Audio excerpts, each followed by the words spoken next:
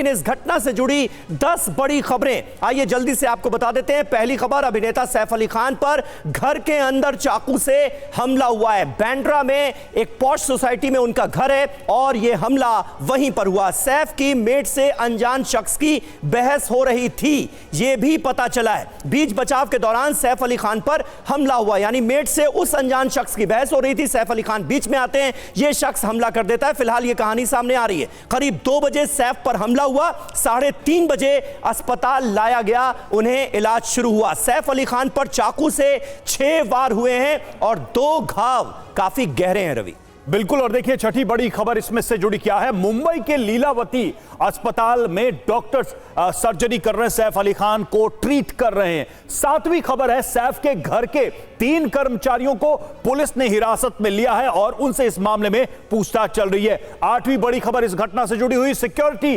Guards और कर्मचारियों के फूलों की खेती में है बम्पर कमाई। 1 एकड़ से 30 लाख रुपए तक कमाएं। अभी डाउनलोड करें फ्रीडम ऐप और सीखें फ्लोरिकल्चर फार्मिंग। फोन भी जब्त कर लिए गए, उन फोन्स को भी खंगाला जा रहा है। 9वीं बड़ी खबर, बांद्रा पुलिस क्राइम ब्रांच की एक टीम घर पर जांच कर रही है। वो टीम यहां पर इस वक्त मौजूद है। थोड़ी देर पहले तस्वीरों में हमने आपको दिखाया। 10वीं खबर, करीना कपूर ने रात 2 बजे इंस्टाग्राम पर पार्टी की तस्वीर शेयर की थी। तो ये 10 बड़ी खबरें हमने आपको दिखाई, बताई, जो सैफ अली खान से जुड़ी हुई हैं, जो ये पूरा घटनाक्रम हुआ है समीर। और सबसे बड़ा प्रश्न तो यही है बार बार कि इतनी सुरक्षा के बावजूद कोई व्यक्ति किसी के घर में कैसे घुस सकता है। ये आम लोगों के लिए भी बहुत बड़ी चिंता की बात है। बिल्कुल सही बात है। और बांद्रा में बड़ी पॉश सोसाइटी है जहां पर सैफ अली खान और करीना कपूर अपनी फैमिली के साथ रहते हैं। वैसे ही यहां पर सिक्योरिटी होती है। 7 गार्ड्स और थे, उन 7 गार्ड्स के रवैये को लेकर भी यहां पर सवाल उठ रहे हैं। घर में मेट थी, सैफ अली खान आते हैं, जब मेट से इस अनजान शख्स की बहस हो रही होती है और उसी दौरान यह हमला होता है। सैफ पर हमले को लेकर देखिए मुंबई पुलिस का बयान आ गया है। सैफ के घर में घुसे शख्स से पहले मेट की बहस हुई, बीच बचाव के लिए पहुंचे, सैफ पर चाकू से हमला कर दिया गया। बहुत शुरुआती तफ्तीश के आधार पर मुंबई पुलिस ने इस घटना को लेकर जो पहला बयान जारी किया है उसमें यह थ्योरी सामने रखी गई है, यानी अनजान शख्स घर में दाखिल होता है मेट के साथ। सैफ अली खान के घर की हाउस हेल्प के साथ उसकी बहस होती है। सैफ अली खान नीचे आते हैं, फिर सैफ अली खान से भी बहस होती है और फिर ये अनजान शख्स सैफ अली खान पर चाकू से हमला कर देता है। एक के बाद एक कई वार कर देता है। ये 2 तस्वीरें आपके सामने हैं। एक सैफ अली खान के अपार्टमेंट की तस्वीर जहां पर सैफ, करीना अपने बच्चों के साथ रहते हैं, वो तस्वीर आपको दिखा रहे हैं। दूसरी तस्वीर आप देखिए जिसमें आपको मुंबई पुलिस के लोग और फॉरेंसिक टीम घर के अंदर दाखिल होती हुई नजर आ रही है। गोविंद हमारे सहयोगी एक बार फिर हमारे साथ कनेक्ट हो चुके हैं।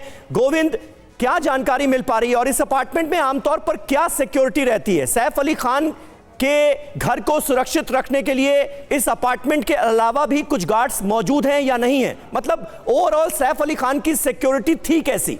सुन पा रहे हैं गोविंद आप मुझे? तो जवाब दीजिए। जी हाँ, बता दें कि सैफ अली खान की पर्सनल सिक्योरिटी है। उसके अलावा सैफ अली खान के घर के 2 गेट है, एक गेट ये है और एक गेट पीछे की साइड में। इन दोनों गेट पे 2 सिक्योरिटी गार्ड जो सोसाइटी की तरफ से वो तैनात रहते हैं। और ये सोसाइटी इतनी हाई प्रोफाइल है कि ऐसे ही सोसाइटी के अंदर कोई नहीं जा सकता, क्योंकि सोसाइटी के डिजिटल लॉक है, बाउंड्री वॉल काफी हाइटेड है। तो सवाल ही नहीं उठता कि कहीं से भी कोई फांद के या दूसरी गेट से या कहीं अंदर से जा सके। जो अब तक की सुई है, कहीं ना कहीं घर से कोई शख्स उस आरोपी से मिला हुआ था, हो सकता है उसके साथ वो अंदर गया हो। पुलिस ने जो अंदर घर के अंदर काम करने वाले लोग हैं उनको डिटेन किया और इन चीज़ों की जांच कर रही है, पूछताछ कर रही है। जो सिक्योरिटी गार्ड है उससे भी पुलिस इस बात की पता लगा रही है कि जो शख्स गया था किसके नाम पर अंदर गया था, क्या बताया था उसने। इन तमाम चीज़ों की जांच इस वक्त पुलिस की टीम करे, क्योंकि सीसीटीवी फुटेज में वो शख्स जाता हुआ आता हुआ दिख रहा है।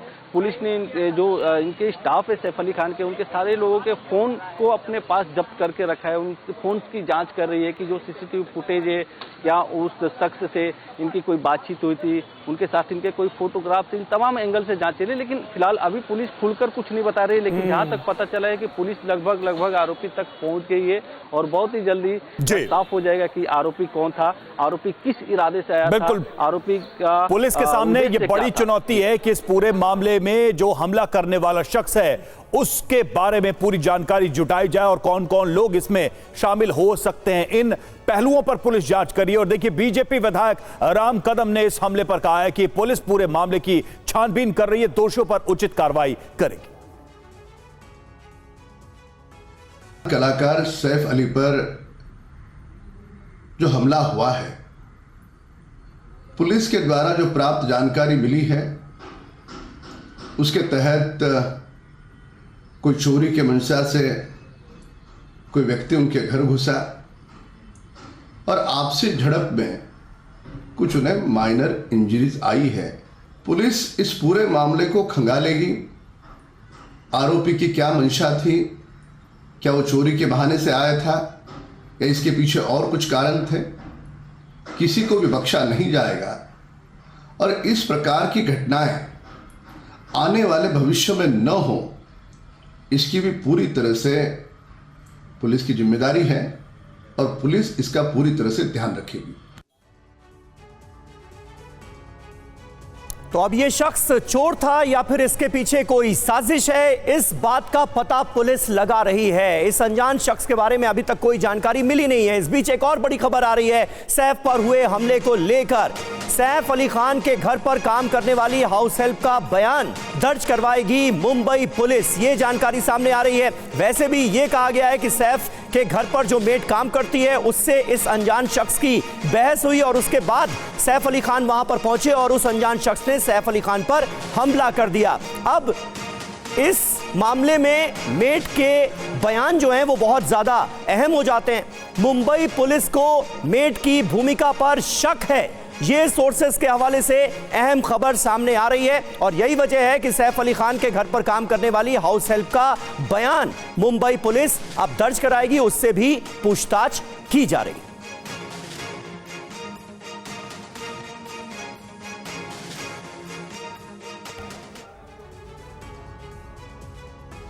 तो देखिए, इस हमले को लेकर अब कई तरह की प्रतिक्रियाएं भी सामने आ रही हैं। फिल्मी सितारों की प्रतिक्रियाएं सामने आई हैं और साथ ही राजनीतिक दलों से जुड़े लोगों की भी प्रतिक्रियाएं। अनुपम खेर देखिए, सुरक्षा के बावजूद घर में कैसे पहुंचा शख्स, अनुपम खेर सवाल उठा रहे। इस हमले को लेकर पूजा भट्ट ने कहा बांद्रा में पुलिस सुरक्षा बढ़ाई जाए। उन्होंने ये मांग की है कि सिक्योरिटी को बढ़ाया जाए।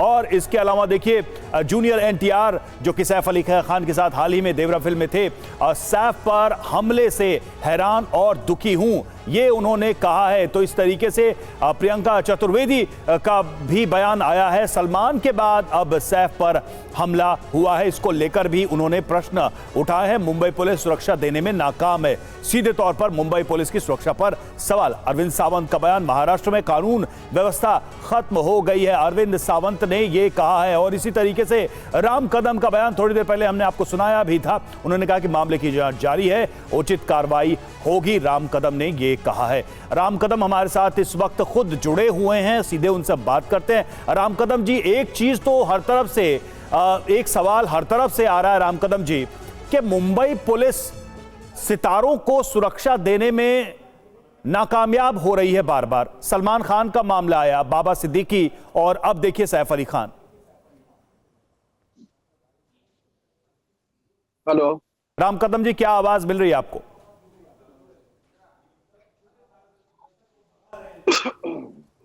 राम कदम जी, क्या सुन पा रहे हैं आप मुझे?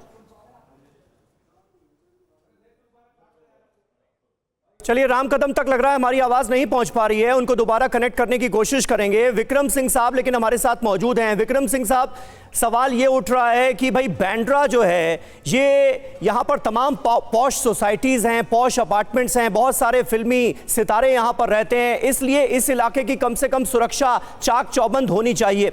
आपको अभी तक के जो मामले सामने आए हैं, क्योंकि सलमान खान का घर भी बांद्रा में ही है, उनके घर पर भी फायरिंग हुई थी, हालांकि उनकी सुरक्षा तो इतनी ज्यादा बढ़ा दी गई है कि देश के इतिहास में शायद ही किसी फिल्मी सितारे को आज की तारीख में इतनी सुरक्षा इससे पहले कभी दी गई हो। लेकिन एक बड़ा सवाल खड़ा हो रहा है कि बार बार ये हो क्यों रहा है? आपके हिसाब से कमी कहां रह जा रही है? समीर साहब, आपके महत्वपूर्ण प्रश्न का एक ही उत्तर है कि जो दबाव अपराधी और अपराधियों पर होना चाहिए उसमें कुछ कमी है।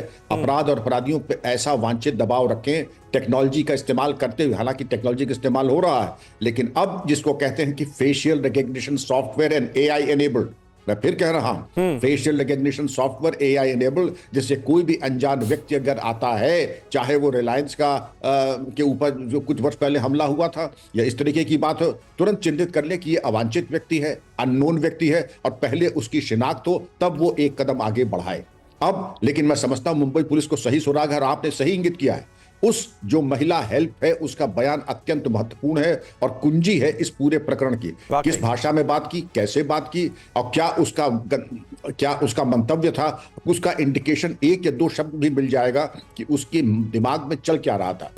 मुझे पूरा विश्वास है इतने घटनाक्रम के बाद कि जल्दी इस केस का खुलासा अवश्य हो जाएगा, लेकिन जो असुरक्षा का वातावरण हो गया है उसको दूर करने के लिए मुंबई पुलिस को प्रोएक्टिव मेजर्स और कम्युनिटी एक्शन लेना होगा, कम्युनिटी पुलिसिंग भी लानी होगी।